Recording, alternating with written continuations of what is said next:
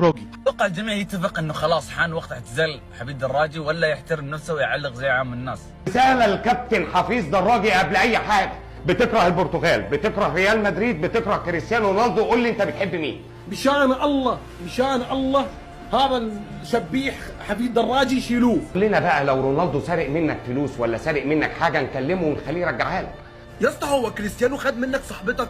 مشي مع بنتك يعني وضحك عليها وسابها؟ واكل عليك فلوس؟ انا عارف ان هو حراق بس مش للدرجه دي. يا اخي اتفضل اتفضل، دي كفايه ولا اجيب لك تاني؟ شو كمية الكره والحقد على كريستيانو رونالدو؟ انا قلتها زمان وهرجع اقولها لك تاني، حفيظ دراجي ما عندوش مشكله يطلع ترند على اي حاجه. في ايه يا عم؟ هو اثبت لي ان عقله ده قد كده، واثبت لي كمان حرفيا ان هو عايز يركب الترند وخلاص.